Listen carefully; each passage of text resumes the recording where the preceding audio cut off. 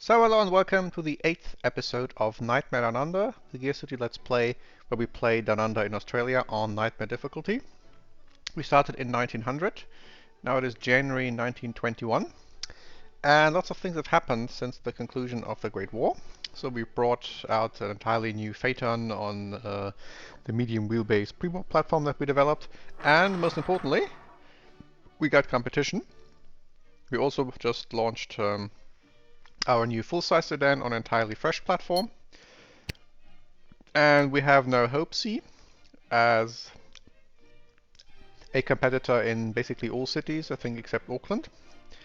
They have just launched 3 trims of their Touring, which now competes against our Touring, which is still a pre-war model.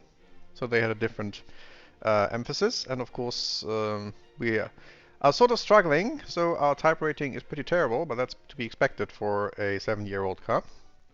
We're actually not doing that terrible given the circumstances, since we're a better dealership network and I suspect higher marketing expenses. We are also competing, albeit only in Sydney, against Apeson. They are one of the largest car manufacturers in the world. So if we sort here by sales, they are 4th largest, 100,000, but they broke last month, and they have a bit of an overlap. They have a full-size sedan and a pickup truck, and a Phaeton. And so that's where we compete. So it will be interesting to see how our new full-size sedan, which is worse, but we can also sell it for cheaper, does against the Apeson Sea Lion. Then we both have a pickup truck that's sort of terrible, and we are still a little bit cheaper. So that's not a big seller, so it's not a big focus. And then the Phaeton, where our Phaeton is a bit cheaper and a bit worse, but selling much better. Again, we are more established. So here's where our branches help. Let's just see where they're based, actually, while we're here. So they have 3 factories. They have branch. They're also selling in what was Dutch East Indies back then, is now Indonesia. So they're selling 6 of their Phaetons, and that's it. So that's why these markets don't really make much sense to expand into. So they are placed in Indianapolis, okay? And they have stuff all over Americas, north and south. And they also have a factory in Birmingham, but not doing much with it. Are they actually on sale here? No, they just produce vehicles in Birmingham but don't sell them. Maybe they want to expand into Europe as well. Alright, so that's the state of affairs. So one thing that we'll have to now see how well our new full-size sedan sells, and then of course we need to give things a makeover, all our pre-war stuff, that it's back again to be competitive. Factories are also redesigned because we are slowly running out of production capacity. So 3 lines in Melbourne, 9 in Sydney. Of course, we're now producing much less Tourings. That will hopefully change soon. And what we're also going to need to compete against the others are more than 1 trim, and they need at least 1 production line. So maybe we shouldn't have needed to redesign Melbourne as well, but yeah, anyway. Let's see how this goes. So next thing is going to be a new generation of the existing Touring. So the platform is fine. The platform is from 1912. So it's not the youngest, but it's still okay. What we can do is put in, see whether they like the 16 HP engine, the new one.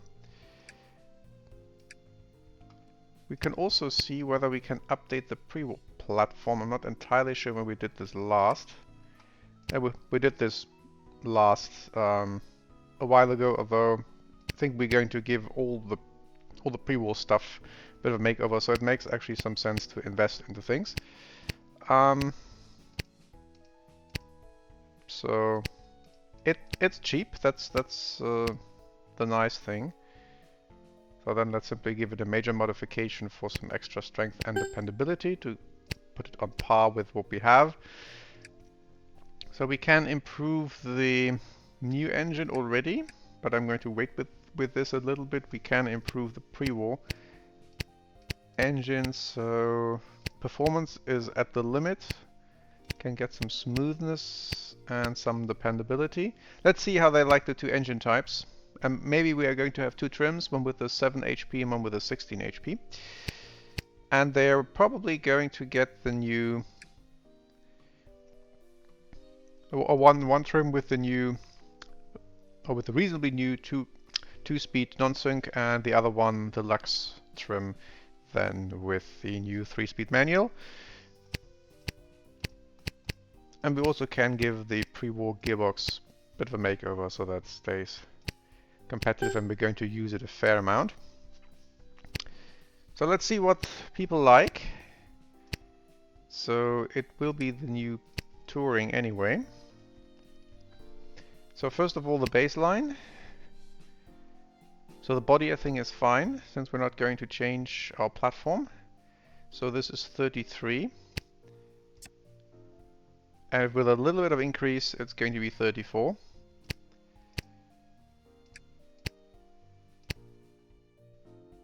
So 3-speed manual. Okay, they like that. It's already 34. So that's something then for the Lux trim. How about the bigger engine, which we made sure it fits? 33. They actually don't like the new engine that much. That's interesting.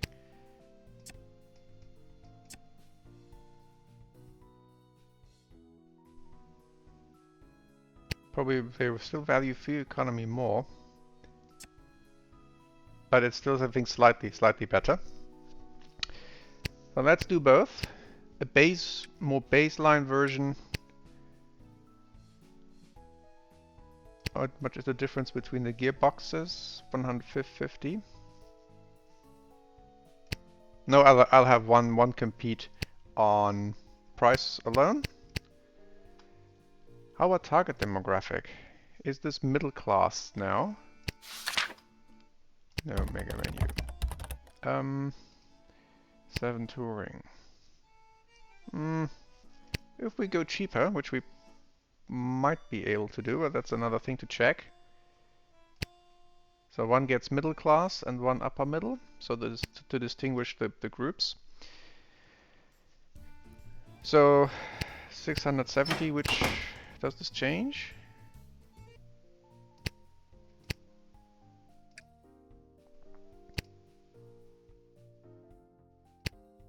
$462, yeah, it's going to be much cheaper.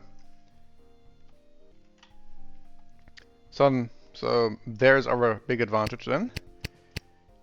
So then let's aim this one as the middle class, so we have it's even cheaper. And this is the new, yeah, it's the simply new, the baseline version. Give me some, yeah, we can have some minor improvements, and then we still get the 34.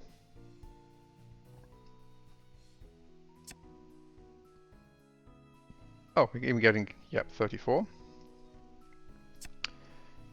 So that's easy then. Otherwise, everything else we'll just keep the same, and we can do it in 3 months. So this is important. So it's the 7 touring, and we're now going to design an additional trim.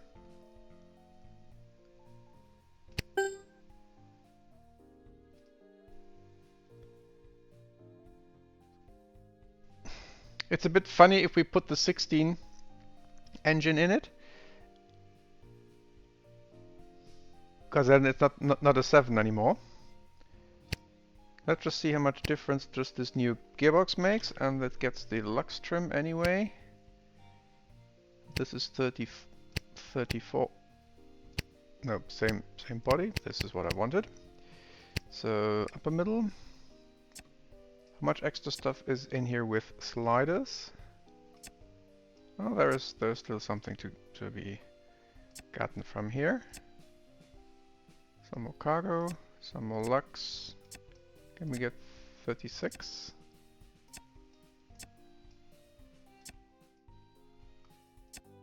Yes. So that will be that target. With much higher material cost than that, but that's the upper range. So with all that said, let's see what happens if we put in the bigger engine, whether we get similar overall and specific scores. So let's save the state of things. So that's Touring Lux 1921. So 32 and 36.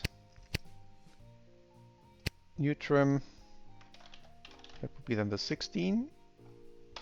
I can't type it, so it's the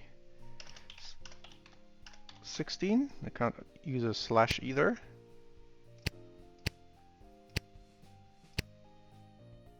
The 716, load the values, Touring Lux.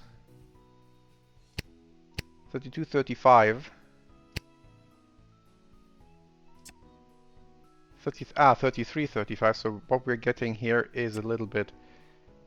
Here they like the fuel economy. So that's then apparently a problem. Can we get anything with some less cost and more impact? Maybe some more safety or interior quality? Yeah, interior quality does the trick. So then we have a much faster engine.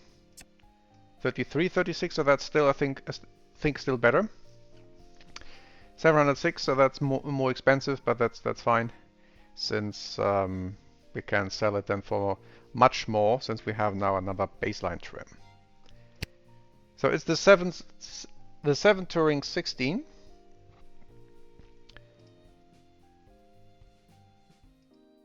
Now we can actually rename the model. So that's then the 16 Touring.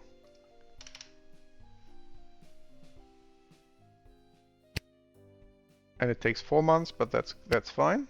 It's a new engine. So now we get 2 Tourings in quick succession. One with the smaller engine, one with the larger engine, and that will be interesting what the press says about these 2 different Tourings. Otherwise, let's just double check where we are with our new 16 sedan. So it is in production 290. That's probably optimistic. So let's check Sydney. Should work. And of course, it's a very nice car for the other markets, so we don't have competition just yet. Okay, then let's advance. The press wasn't too happy about it, but yeah, that's how it's going to be. Oh, we actually have missed sales. That's good news. So we actually need something like 350. And a bit more to build up some reserves. The rest is fine. I can probably stop I can stop touring production completely because we have tons of reserves.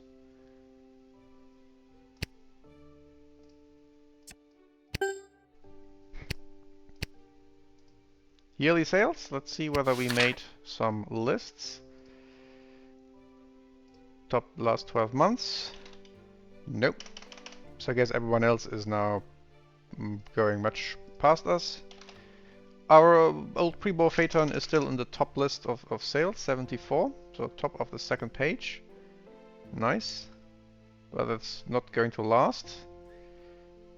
So we are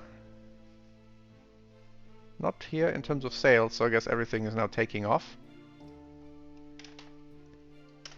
52,000. So we are now on second page.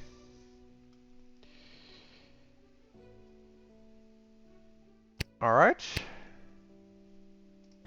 So 2 more months till the new touring.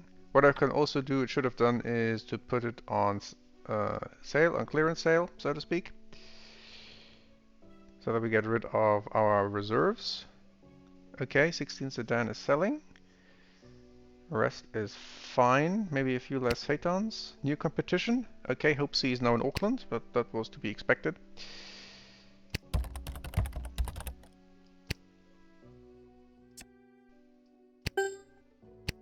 so let's put the 7 Touring on sale. So we're getting the new baseline Touring next round. So it will be gone next month. That's good. 5 Gran Coupe, no sales anymore, so I suspect that's more competition.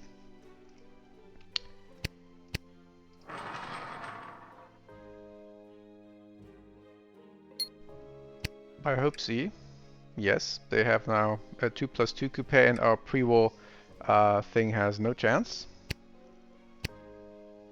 It's still on the it's on the 1903 platform. Okay, so we can stop production of that. We can put it on clearance sale, because theirs is much cheaper and much better. Of course, we could sell ours for insane markup.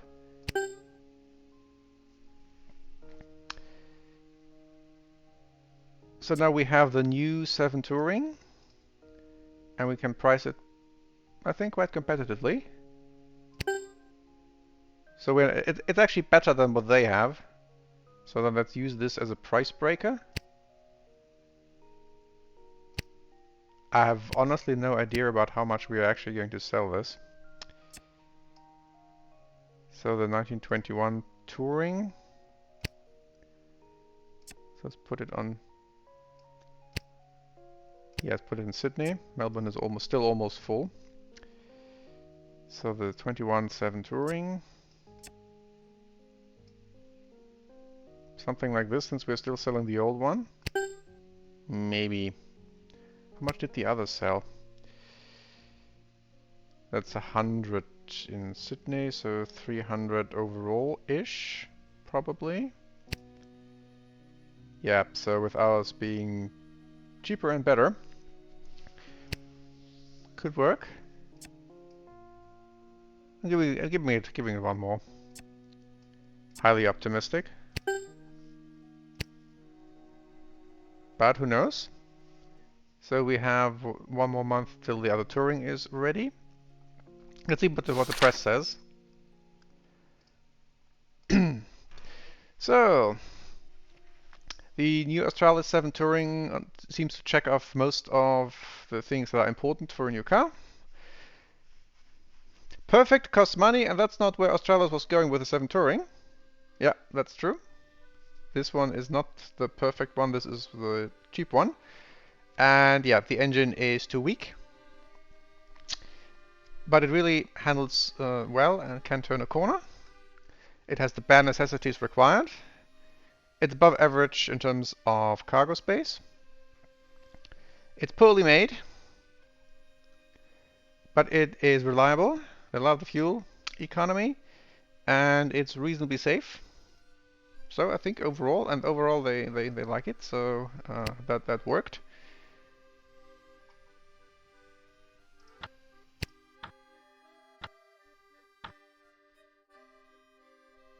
Yeah, so the Gran Coupe is basically dead in the water, and we can probably delete a lot of things.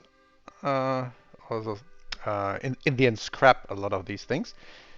So we're a bit optimistic indeed, but there was also still sales of the old 7 Touring. So we can drop this to 400 and then put the next Touring on the market. What does the press think about that one? It's an underperformer. Wow. So even the 16 HP engine is an underperformer. So that gives an idea where we should be heading with our next Touring. Once we put one on the large wheelbase, because we can take a look at the bodies and then see that all the new bodies are large wheelbase ones. It doesn't have a wow factor, but it does have a well-designed interior. The handling characteristics are borderline acceptable. Okay, we didn't change anything, so that's weird. Cargo space is good. It's near flawless in terms of fit and finish. It's very reliable. It's not. It's a truly man's best friend instead of the dog. Fuel economy is out there. but there are worse options out there, so it's not great. So the engine really doesn't tick any box, so it's underperforming and thirsty, but it's chocked full of safety innovations. So again, a bit of a mixed bag, but I think that's our skills showing. So I'm reducing this by 1, and I'm producing 280 of the more expensive one, because I suspect it will sell worse. And this gets, so this is 300 more expensive, so I'm going for the upper range. And yeah, so it scores 40 actually, so it's better than theirs. No. Let's go for the more expensive side, so we're going to squeeze them from above and from below. So here we can see the sales, so how our sale dropped like a stone once they brought their models, and now their models are a bit on decline since we brought ours, and this is actually not the best seller. So that's nice. And it's still selling nicely above unit costs. Okay, so the next thing is then, based on the competition, going to be the Gran Coupe, which sits still on the ancient platform. Although I'm a bit hesitant to put a new car on a 9-year-old platform, so it will be only good for 6 more years. Yeah, I think maybe we should forego the two no,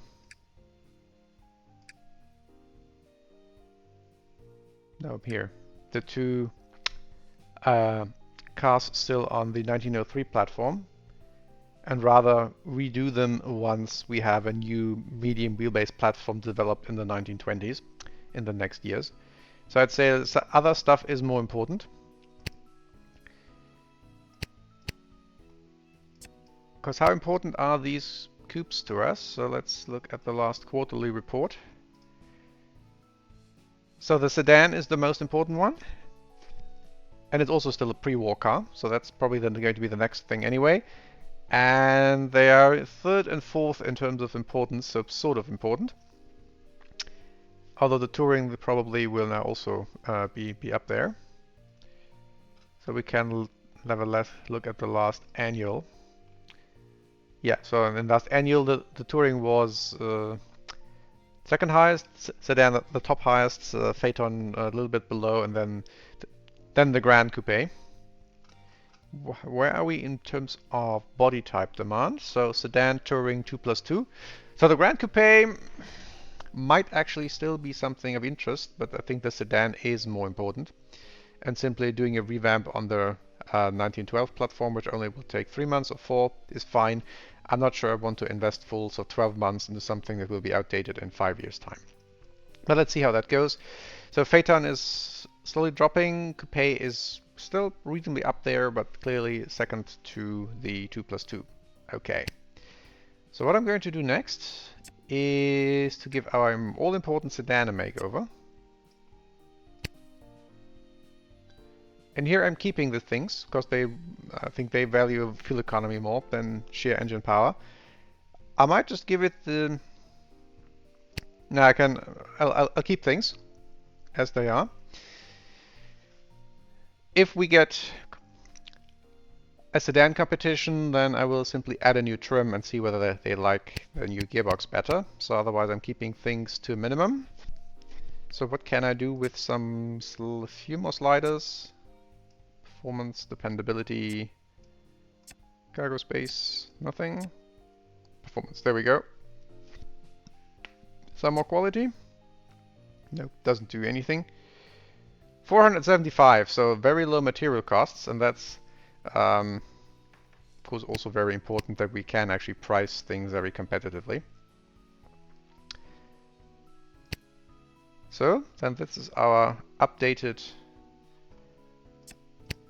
7 sedan, 7 horsepower. Just slightly more modernized pre-war stuff. Can we do it in 3? Easy.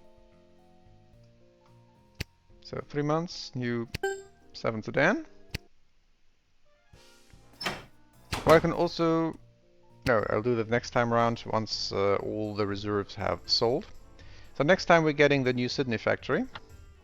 So we might then actually be able to consolidate production there.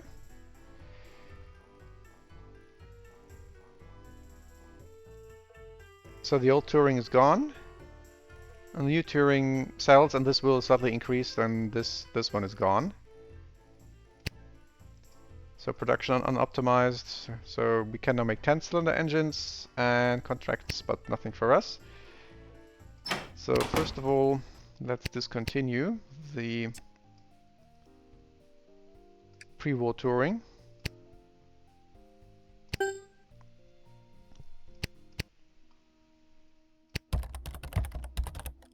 Let's optimize production. So 7 Sedan, 727. That's about one production line less. So the 2 Tourings. I'll leave them as they are, because we're going to sell a few more.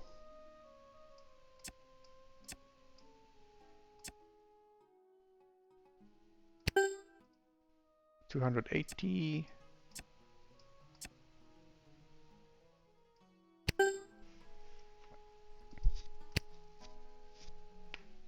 No, it doesn't look like that we could consolidate things, so it's okay. So I put all the new stuff based on the medium wheelbase in here, so we could move the Phaeton over there because they use the same platform. So I need 1167 Phaetons.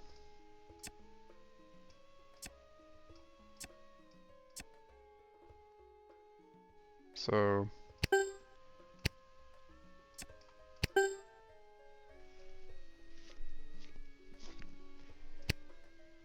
Sydney is fully utilized, and yeah, Melbourne has now lots of excess capacity. So I'm not sure we would have needed the redesign here, but let's see. And the 5 Coupe is probably also on its way out.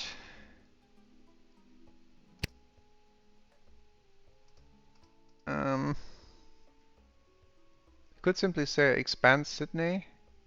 Ah, but we can keep things split. That's not that much of a big deal. Okay.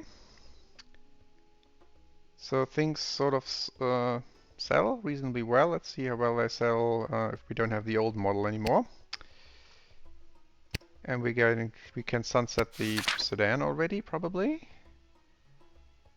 So the 7 Sedan.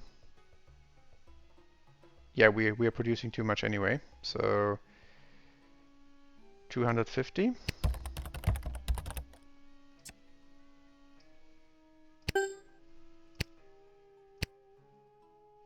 How are the other sales, by the way? The 5 Coupe is still fine until we get competition. Yeah, we simply let the sort of Grand Coupe sell off the rest. Pickup has also dropped. So I expect, and I suspect this is also competition, and the simply also another pre-war car.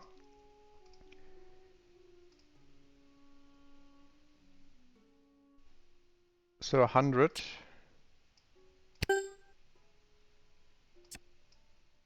So this is 173.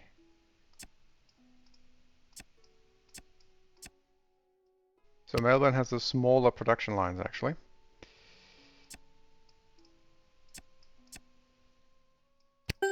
So 120. 100. Can we make it cheaper? Ah, Hopesy also has now a pickup truck. But ours is cheaper. And it's sold at a competitive price. So they're not really going to town, and we have to play catch up, but that's fine.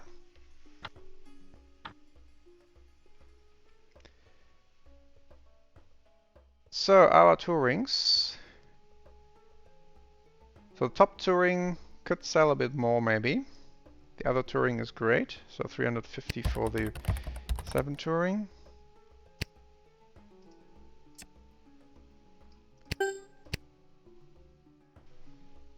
So let's see how the sales developed.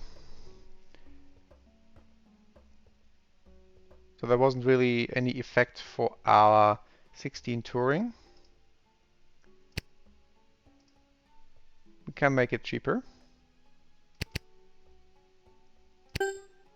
So then let's see how this affects things.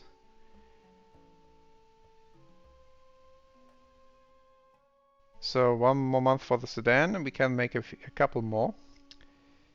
So that's 450.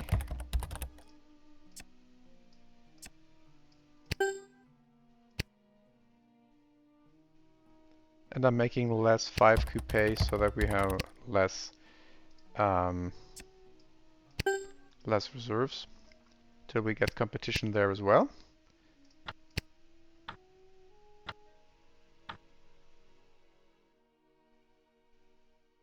Okay, so the 7 Sedan is now gone. Now the Touring price reduction hasn't changed things that much. So we can make 200 of those.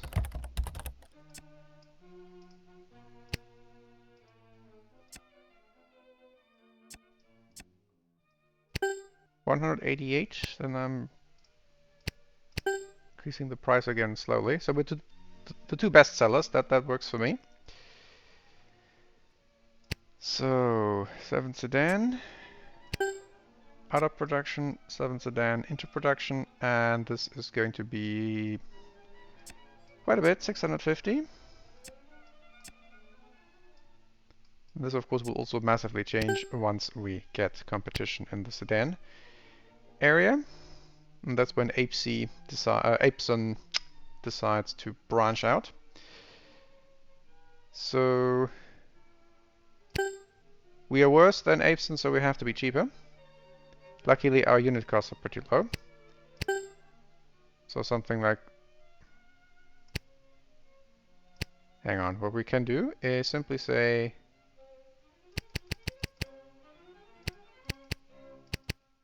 Monopoly prices everywhere except Sydney.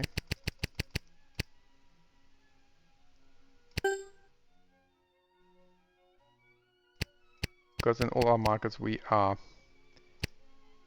the only one on the market. So let's stop production of the old sedan.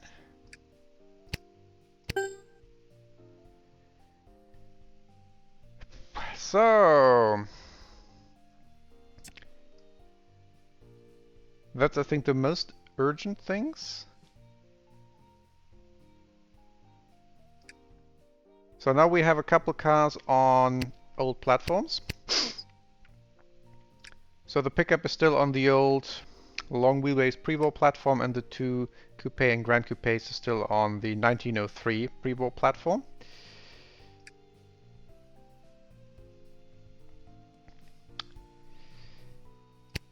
So the Gran Coupe is the third most popular. So I think it makes sense to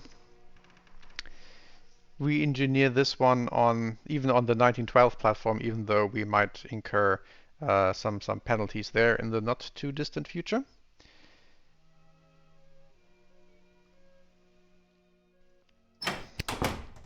Or alternatively, so we have a Phaeton that sells well, 353. So if we give our Phaeton a makeover, we are saving $60 per car, which is 60 times 1,000 per month. So it's not outrageously much.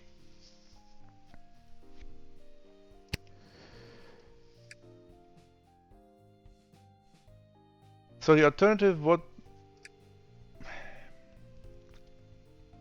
Okay, yeah. So let's put the Gran Coupe on the platform, and so it's still, and then let's deal with the age penalties once we get things. First, let's ask the press. It's not the ideal thing, but it's probably then still worthwhile doing, since the Gran Coupe, the 2+2, is actually very much in demand. So a new automobile, the 7 Sedan. And so the engine is now underpowered for the Sedan as well. So that's important to know when we want to redo things. We hate this car's performance on the track, but they like the handling at least. Mortified about the interior. It's decent amount of cargo. The quality leaves a lot to be desired. It is reliable. It's fuel economical. It's not safe, but it's overall pretty good.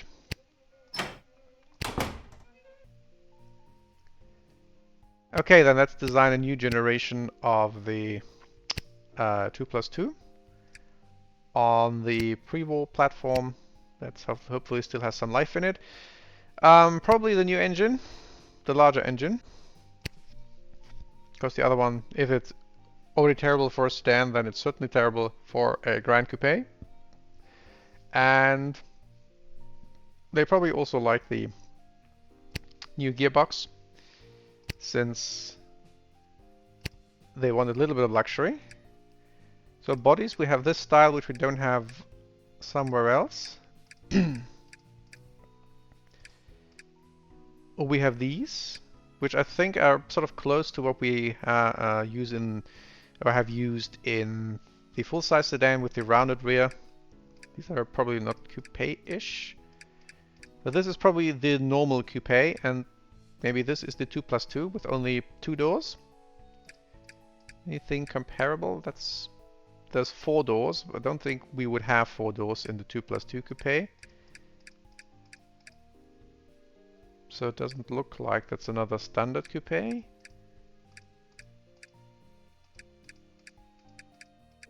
And yes, I know these door handles are just artificial. This is just basically decoration, but I like to work with what I have. So this is then the Grand Coupe.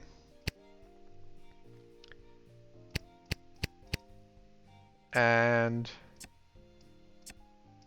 I like a little bit of luxury. Not too much though.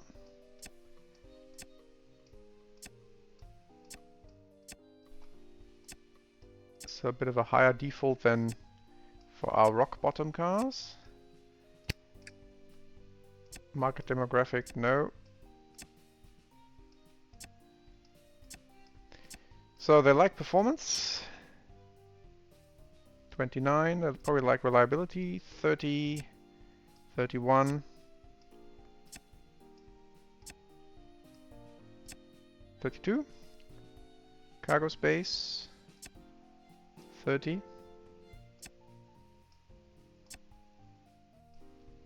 Safety. Quality. 32. 33. Give me some more quality overall. 31. No, we had 31 before.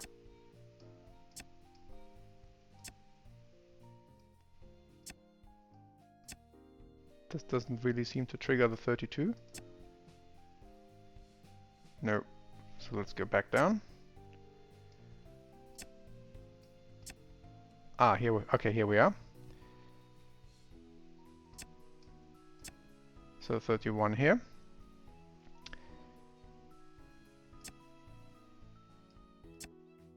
Let's make some adjustments where stuff doesn't matter. 31, 31.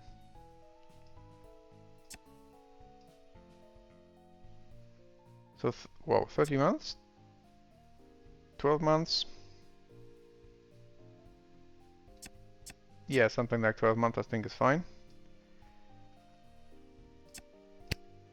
So 16 horsepower, probably still underpowered.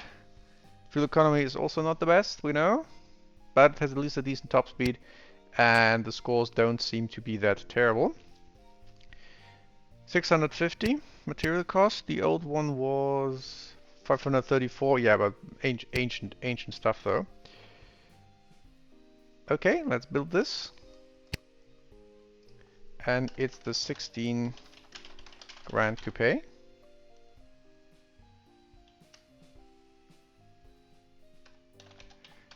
that works. So there's a certain limit to the length of the names. So, new car project. And let's see how well the new Sedan does in terms of sales.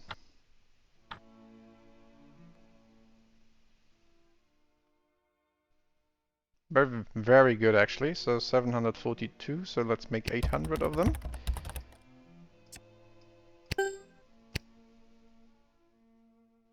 Rest is great, including the Phaeton. So we're slowly selling off reserves. We can make more 5 coupes.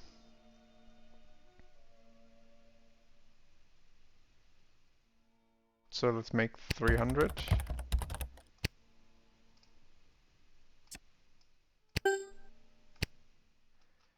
How are our factory unit costs looking? Yeah, Melbourne has pretty high cost per unit. But that's, I think, mainly due to the pickup.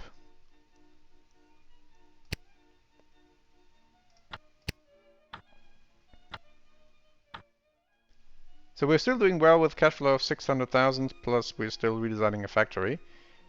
So we're simply not having the insane monopoly prices that we could charge. So 316s. 16 sedans.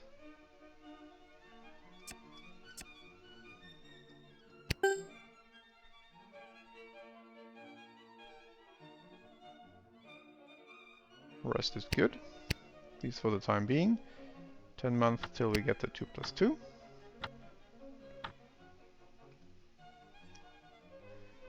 So we will sell off at least a fair number of these ancient cars. That's okay. Can make a couple more touring, so that's now well established.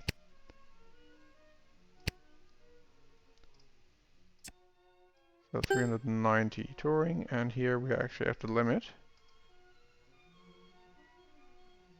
219. So it has to be another production line.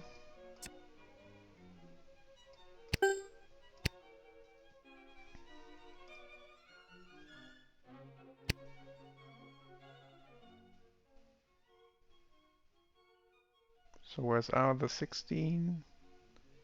It's as the lost place. So if we price it a bit more aggressively, can we regain second place?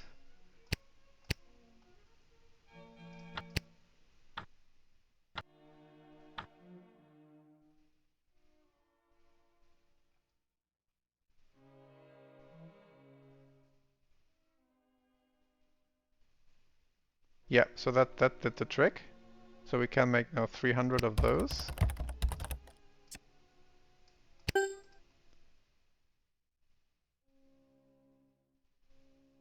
Rest is great. New contract requests, nothing for us. So we still have the best coupe and the best touring. So the best touring is nice. And the coupe is simply because we're the only one. New competition somewhere overseas.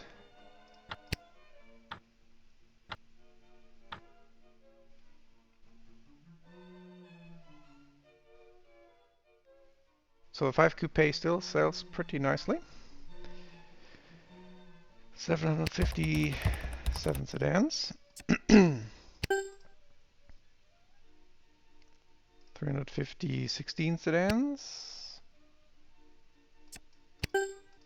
Or a little bit less. 355 coupes.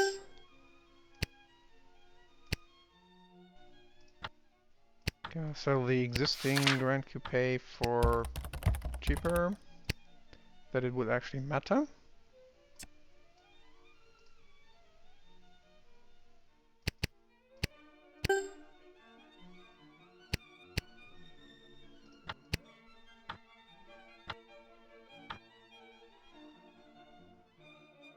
Nah, doesn't really affect things. So anyway, so the new old sedan actually works pretty well. So 800.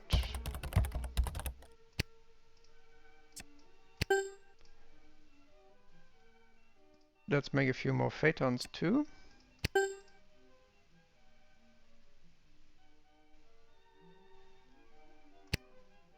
And some more 5 coupes. I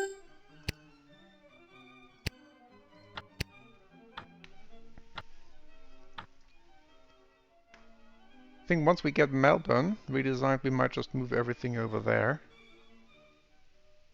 Save this one factory. Sedan 900, wow. So here I probably don't have to now check sales stats anymore.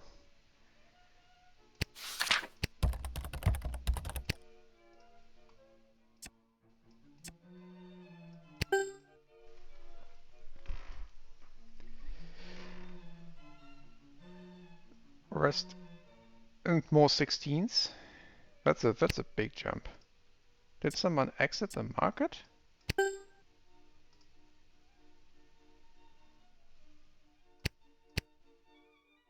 So Sydney was... Nope, still there.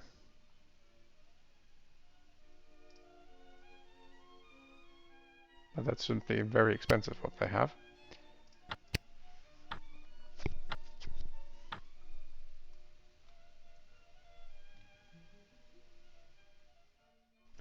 More 7 Tourings.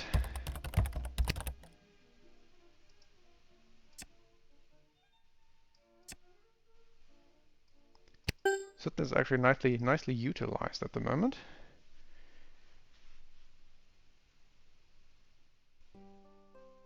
Rest is good. 2+2 coupe in 4.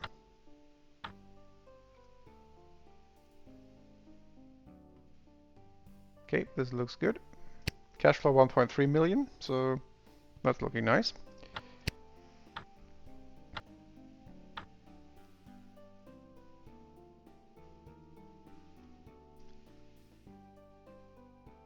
Oh, wow. 236 missed sales for the Phaeton. That looks like a market exit in Sydney. Let's check. New contract requests. Nothing for us. So Sydney, Phaeton. No, it's still there.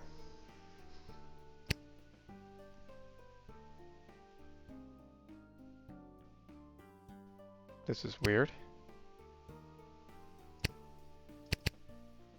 We have missed sales. Simply an increase. So how many Phaetons do you want? 1,500. We could do that. Almost. So Sydney is full actually.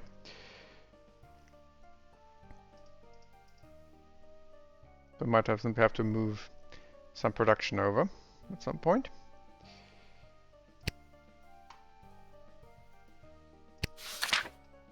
How did everything else change? Everything else is great. Some more 5 coupes. No, it's okay. Making it more expensive, although that's sort of silly, because it's an ancient car, but there is no competition. That is a break from realism that I happily take. That I don't artificially price my useless cars very low so that they would actually sell. 150 pickups. So next month we're getting our 2+2.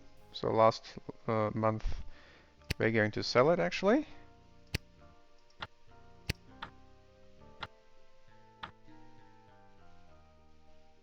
So we're going to scrap the 350 of those because they will just interfere with sales. Everything else is great. Research complete.